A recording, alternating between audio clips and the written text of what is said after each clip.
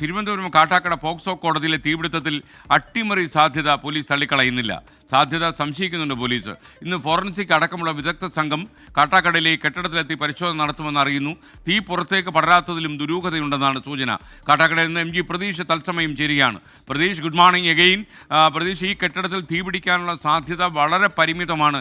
അവിടെ എന്തോ മെഴുകുതിരി കത്തി നിൽക്കുന്ന സാന്നിധ്യം ഉണ്ടായി എന്നൊക്കെ രീതിയിലുള്ള വാർത്തകൾ പ്രചരിക്കുന്നുണ്ടല്ലോ. എന്താണ് സത്യം? അവിടെ അന്വേഷിച്ചപ്പോൾ കാര്യങ്ങൾ എങ്ങനെയാണ് മനസ്സിലാക്കാൻ കഴിയുന്നത്?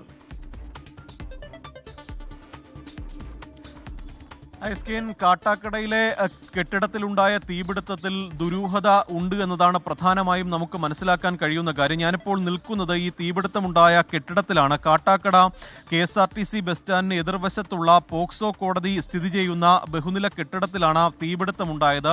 നമുക്ക് ഈ ദൃശ്യങ്ങളിൽ കാണുമ്പോൾ ഒരു തീപിടുത്തമുണ്ടായ ഒരു പ്രതീതിയൊന്നും തന്നെ ഈ കെട്ടിടത്തിൽ നോക്കുമ്പോൾ നമുക്ക് മനസ്സിലാക്കാൻ കഴിയില്ല. പക്ഷേ ഈ കെട്ടിടത്തിന് ഉൾഭാഗത്താണ് തീപിടുത്തമുണ്ടായത്. ഇന്നലെ രാത്രിയോടുകൂടി സമീപത്തുണ്ടായിരുന്ന കടയിലെ ജീവനക്കാരാണ് ഈ കെട്ടിടത്തിൽ നിന്ന് പുക ഉയരുന്നതായി ശ്രദ്ധയിൽപ്പെട്ടതും ഫയർഫോഴ്സിനെ വിവരമറിയിക്കുന്നതും. അങ്ങനെ ഫയർഫോഴ്സ് എത്തിയാണ് മുകളിൽ കാണുന്ന ഗ്ലാസ് ചില്ല് തകർത്ത് അകത്തേക്ക് കയറിയത്. ആദ്യഘട്ടത്തിൽ ഫയർഫോഴ്സിന് അകത്ത് കയറാൻ കഴിഞ്ഞിരുന്നില്ല. തുടർന്നാണ് ആ ദൃശ്യങ്ങളിൽ കാണുന്ന ഗ്ലാസ് ചില്ല് തകർത്ത് ഫയർഫോഴ്സ് അകത്ത് കയറി തീ നിയന്ത്രണ വിധേയമാക്കിയത്. 2 യൂണിറ്റ് ഫയർഫോഴ്സ് എത്തിയാണ് തീ നിയന്ത്രണ വിധേയമാക്കിയത്. ഈ പോക്സോ കോടതിയിൽ സൂക്ഷിച്ചിരുന്ന തൊണ്ടിമുതലുകളും ഫയലുകളും നശിച്ചു എന്നുള്ള പ്രാഥമിക നിഗമനമാണ് നമുക്ക് ലഭ്യമാകുന്നത്. ഇതിൽ ഏതെങ്കിലും തരത്തിൽ അട്ടിമറി ഉണ്ടോ എന്നതാണ് പോലീസ് പരിശോധിക്കുന്നത്. ഒരു അട്ടിമറി സാധ്യത പോലീസ് ഇപ്പോഴും തള്ളിക്കളയുന്നില്ല. കാരണം ഈ തീപിടുത്തം ഉൾഭാഗത്ത് മാത്രമാണ് ഉണ്ടായത്. ഒപ്പം ഒരു മെഴുകുതിരിയുടെ ചില ഭാഗങ്ങൾ പോലീസിന് ലഭിച്ചിട്ടുണ്ട്. മെഴുകുതിരി കത്തിച്ച് വച്ച അവശിഷ്ടമായിരുന്നു പോലീസിന് ലഭിച്ചത്. അതുകൊണ്ട് തന്നെ ഒരു അട്ടിമറി സാധ്യത പോലീസ് പൂർണ്ണമായും തള്ളിക്കളയുന്നില്ല.